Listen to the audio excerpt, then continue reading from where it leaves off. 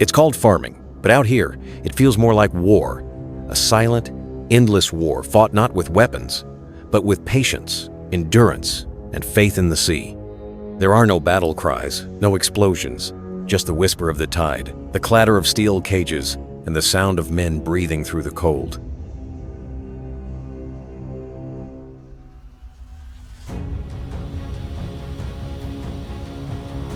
In the western lochs of Scotland, where mist curls over black water and the wind cuts like glass, the ocean holds its breath. This is where the last wild oysters grow, and where fishermen fight to keep them alive.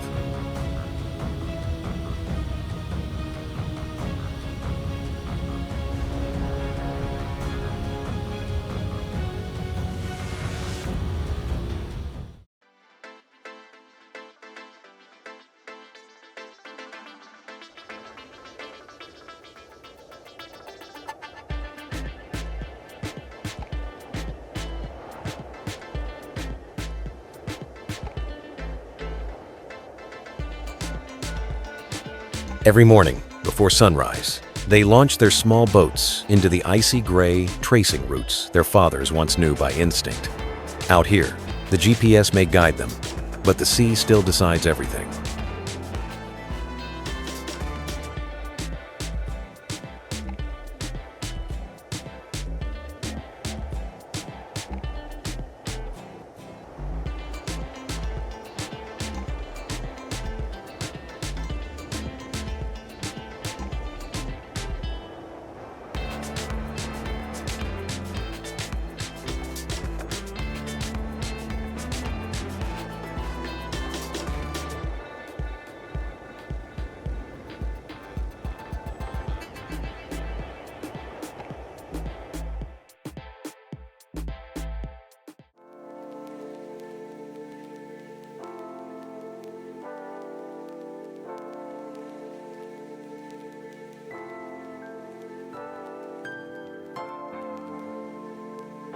The Scottish oyster isn't a product of industry, it's a survivor of cruelty. 3 winters of storms and scarcity turn a fragile shell into something rare, flesh that tastes of salt, stone, and struggle.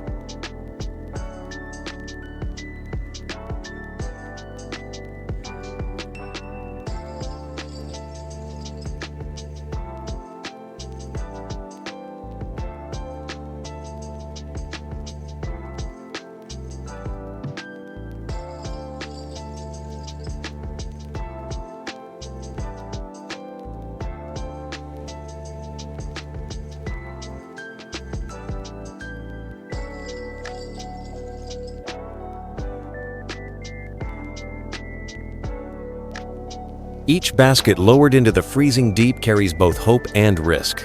The current twists, ropes, the waves slam metal, and one single storm can erase half a year of labor without mercy or warning.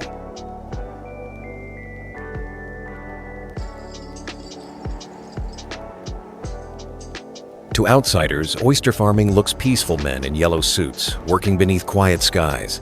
But that calm hides a brutal truth. This is one of the hardest, most uncertain jobs left in Europe's cold seas.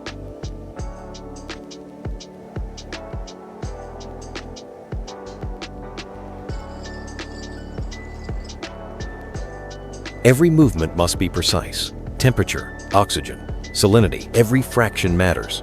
The farmers track it all through sensors and charts. But even the most advanced technology cannot predict when the ocean will turn against them.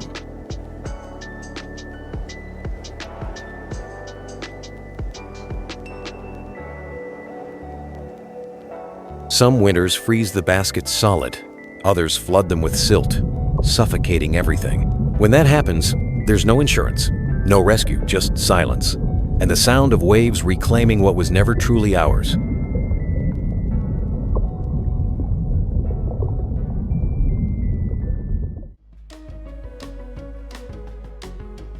If you made it this far, you've already fought the sea with us. Subscribe to Now Discover for more journeys where survival meets the ocean's truth.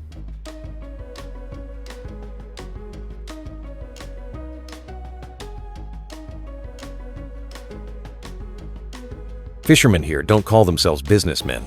They're guardians of a vanishing species, people who've traded profit for purpose, raising life from water, while the rest of the world takes too much, too fast.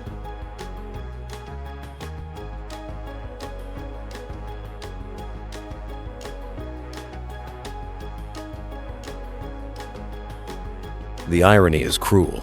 The harsher the sea, the sweeter the oyster becomes. The pain that kills so many also gives birth to perfection, nature's way of turning suffering into flavor.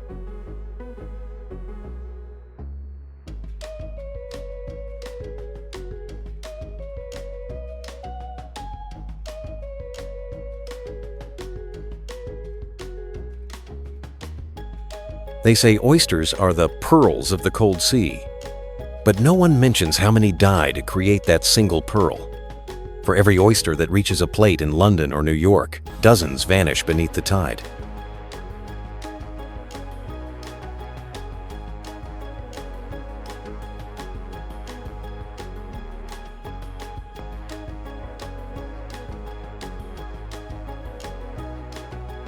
Each week, baskets are lifted, rotated, and cleaned by hand.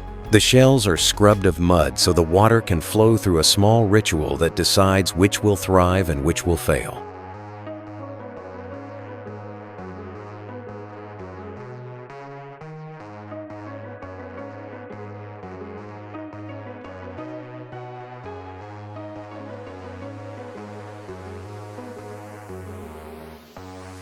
There are no shortcuts here, no chemicals, no antibiotics. Only patience and salt water.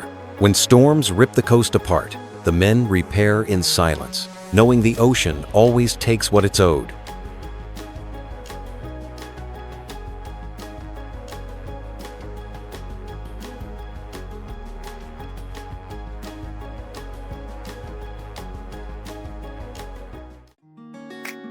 And yet, when spring returns and the surviving oysters begin to fatten, the locks come alive again. The same sea that destroys also gives back never enough, but just enough to keep hope alive.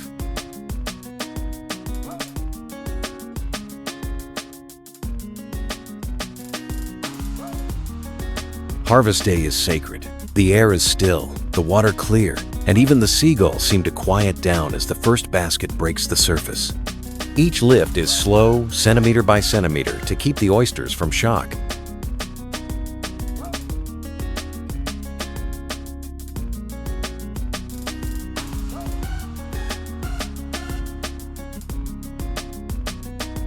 The shells glisten under the pale Scottish sun, fused together after 3 years in the dark. They're pried apart gently, one by hands rough from salt and frost, as if touching something holy.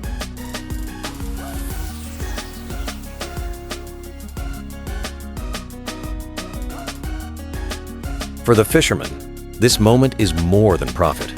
It's proof that their fight means something, that nature, even wounded, can still forgive those who treat it with respect.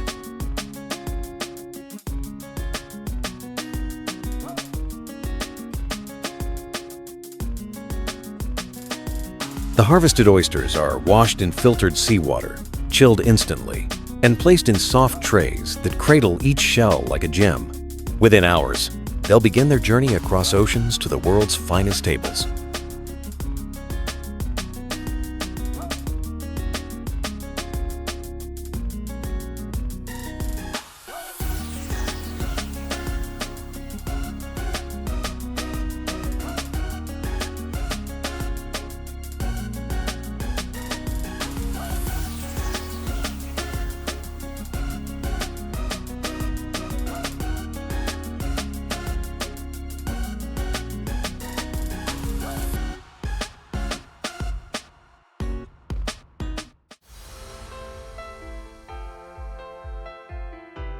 By the time they reach the diners, the story is forgotten.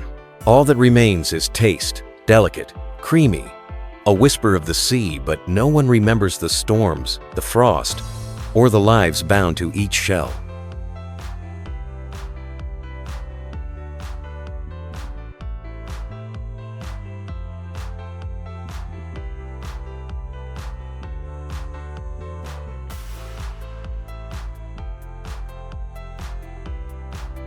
In Michelin star kitchens, chefs open them like trophies.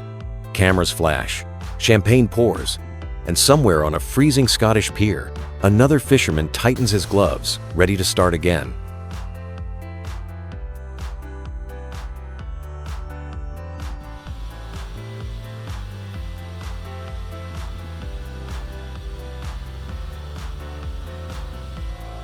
Yet behind the elegance lies a warning.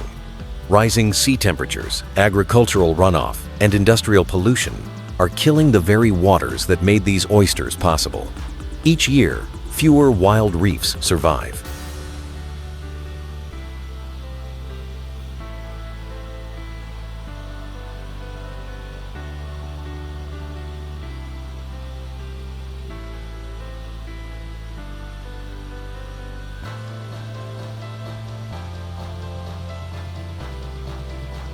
Once, Scotland's shores were alive with oyster beds stretching for miles, living filters that kept the ocean clean. Today, 95% of them are gone, buried under mud or wiped out by human greed.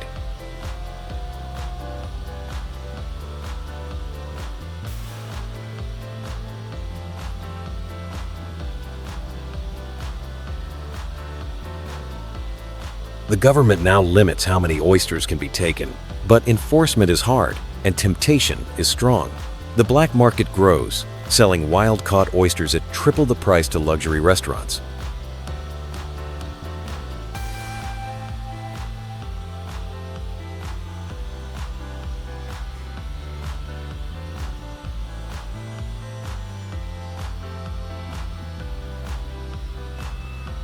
For the men who fish legally, every choice feels like a trap. Harvest too little, and you can't survive. Harvest too much, and the reef dies forever. Either way, the sea keeps the final say.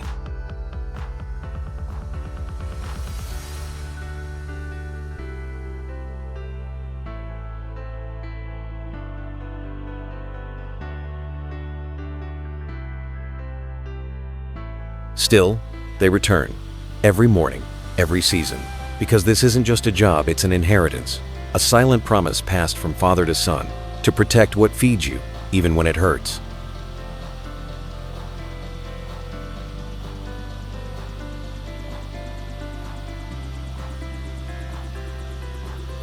They call it the quietest war at sea, fought in darkness and cold by people the world rarely sees. There are no headlines, no medals, only the hope that maybe, just maybe, the ocean will still have a heartbeat tomorrow.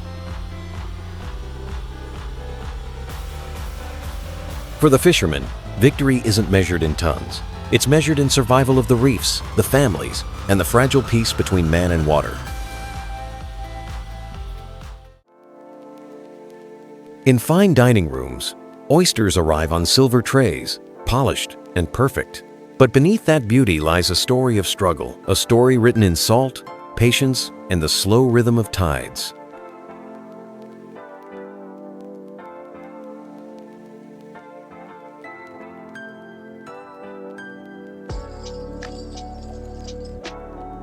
What we call luxury began as endurance.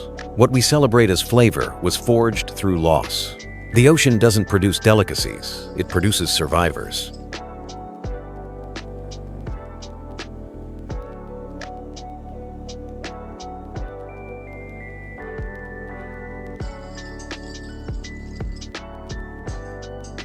And when you taste a Scottish oyster, you're not tasting wealth.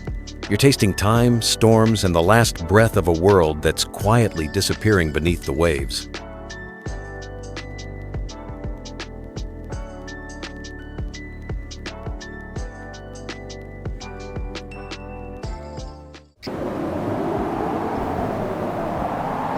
From the quiet war in Scotland's icy lochs to the roaring heart of the Bering Sea, the ocean's next battlefield is not for oysters, but for kings.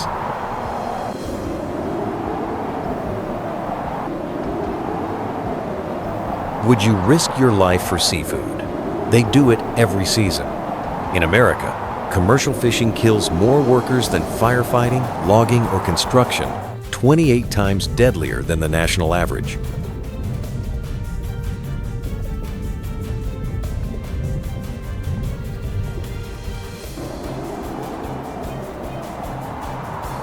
In the dead of winter, the Bering Sea transforms into a frozen battlefield. Winds slice through steel, waves rise like black mountains, and frost turns the deck into glass. Every breath burns, every second counts, and every man knows the sea gives nothing for free. A single mistake, one misstep, one snapped cable can end a life before anyone can shout your name. Yet, still, they go, because if they don't, someone else will.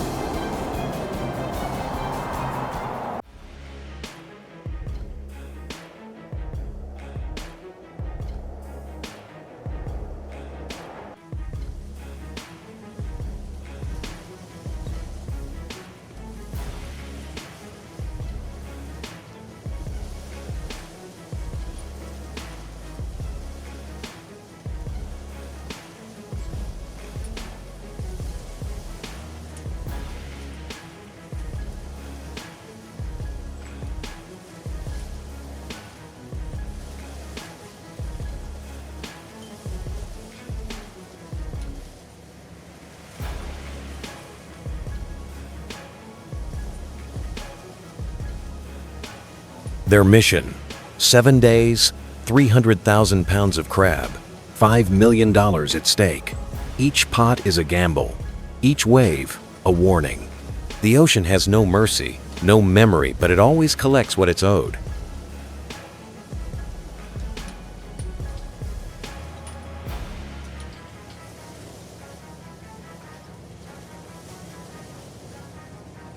Before we dive deeper, subscribe to Now Discover, where every story of the sea is told in truth, danger, and survival.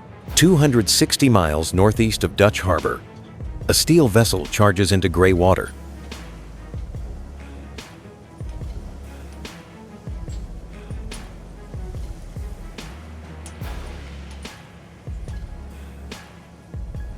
The crew doesn't talk much. They don't need to. Every man here speaks the same language, one built on trust, instinct, and fear disguised as courage. Above them, gulls scream like ghosts as they load the first pot. 1,000 pounds of steel, bait, and hope.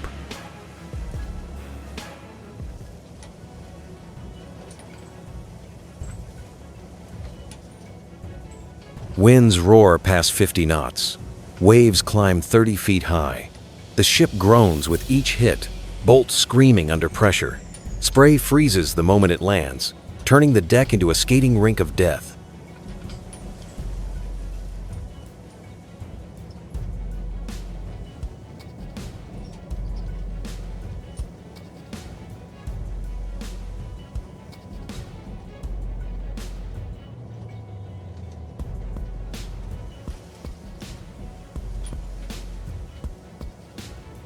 A deckhand loses footing, boot sliding toward the rail. Another lunges, grabs him by the harness, yanks him back. No one cheers, not because they don't care, but because they all know next time it could be them.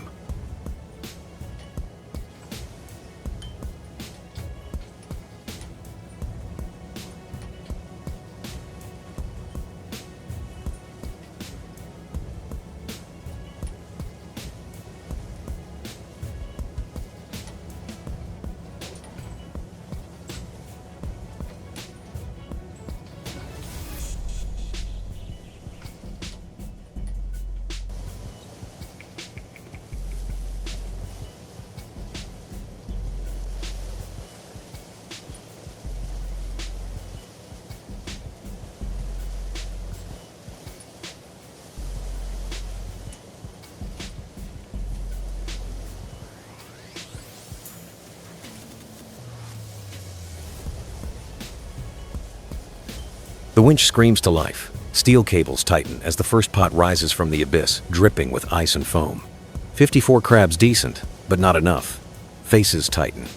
No words are needed. The numbers speak louder.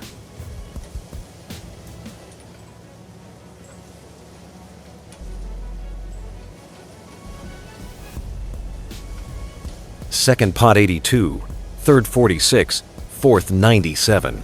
For a heartbeat, relief, then 28. Disaster. The deck falls silent. Even the sea seems to listen. They need 70 to 90 per pot just to stay alive.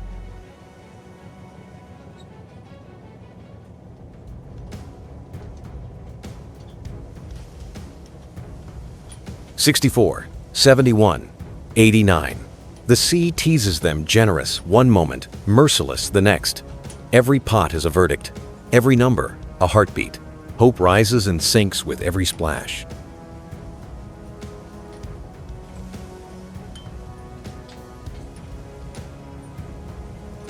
Hands are purple from cold, gloves stiff as wood.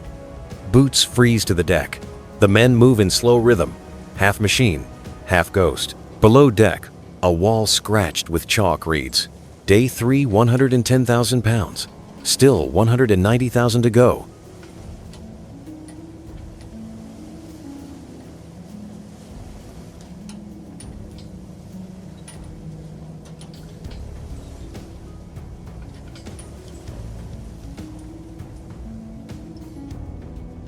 When the shift ends, they collapse where they stand. Some sleep on benches, still in their wet gear. One man stares at a photo of his daughter in yellow rain boots. Another mutters, a prayer for calm seas. They all know prayers mean nothing to water.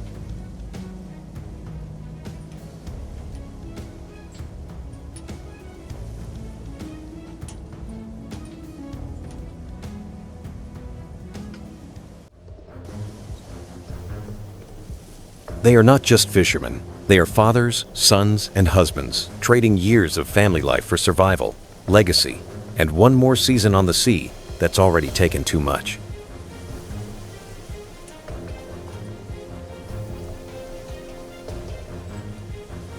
Dawn cuts through fog like a knife. The tally, 280,000 pounds. Still short. 30 pots remain.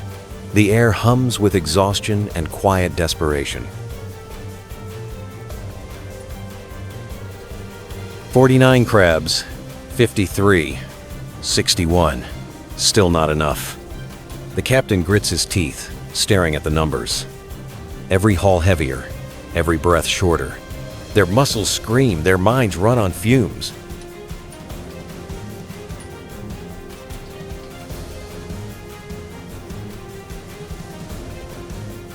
Then, the final pot breaches. The lid slams open, 75 crabs, claws snapping, life thrashing. The crew freezes for a second, then erupts. 300,000 pounds. The quota is met. For a moment, time stops. Then a roar breaks out. Fists pound steel. Laughter and curses mix with tears. The ocean tried to break them, but for once, it failed.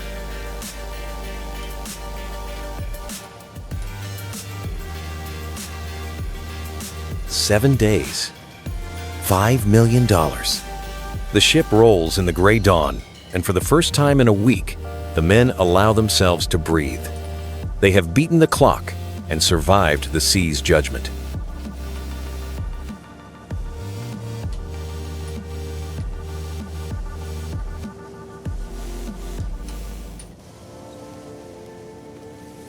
But victory doesn't mean rest. The storm fades, but the work continues. Crabs are sorted immediately. The strongest go into seawater tanks, bound for Tokyo, New York, and Oslo.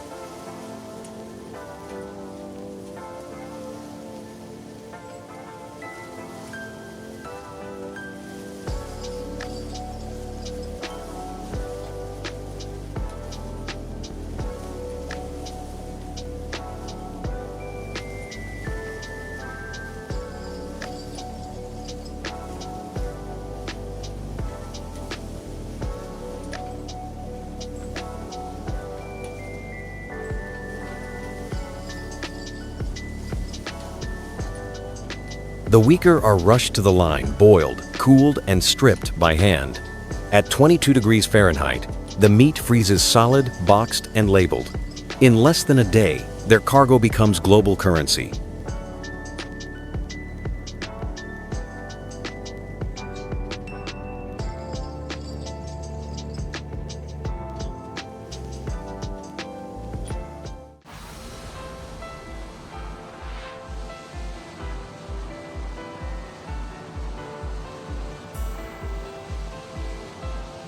Each crate carries more than seafood. It carries sleepless nights, bruised hands, frostbitten fingers, and birthdays missed by men who gamble their lives for a living.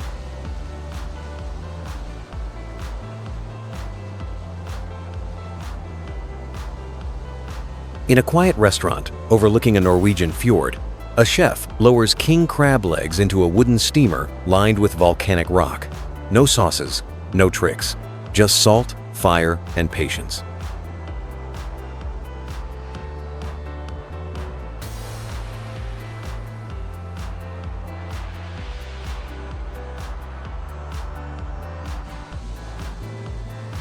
The meat turns white and sweet, the scent rising like ocean air.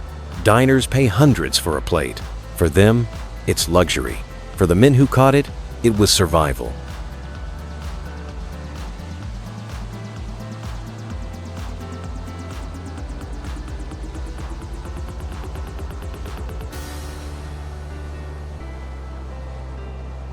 Each crack of the shell once echoed on a frozen deck.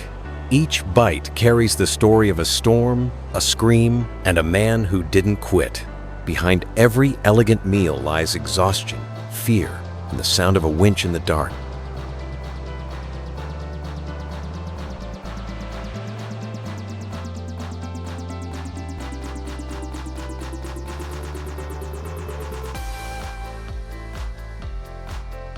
But even fortune has its shadow.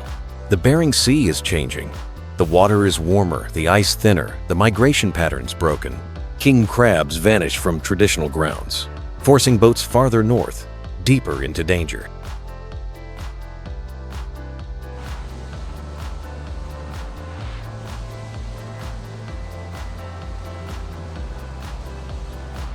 The government enforces quotas with brutal precision. The small are thrown back. Scientists monitor the water for signs of collapse, because if the sea dies, so does everyone who depends on it.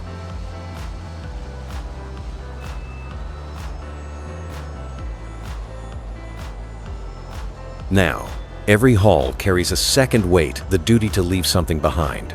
Technology, policy, and tradition fight to balance survival with stewardship. But the ocean doesn't care about balance. It only remembers what we take.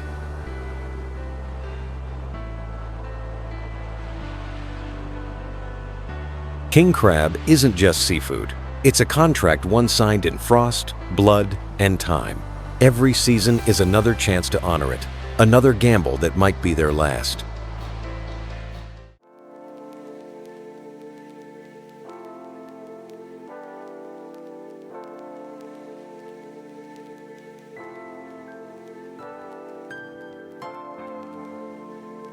Still, these men return. Year after year, storm after storm, they set sail not only for money but for something deeper, family, pride, and the promise that if they care for the ocean, it might still care for them.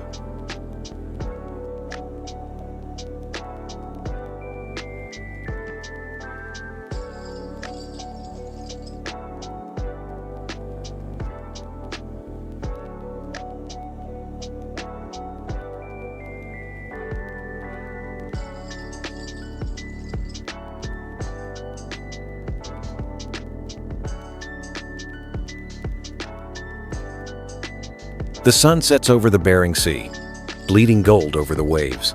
The ship heads home heavy with both profit and silence. Some men laugh. Others stare into the dark, knowing they'll be back when the season calls.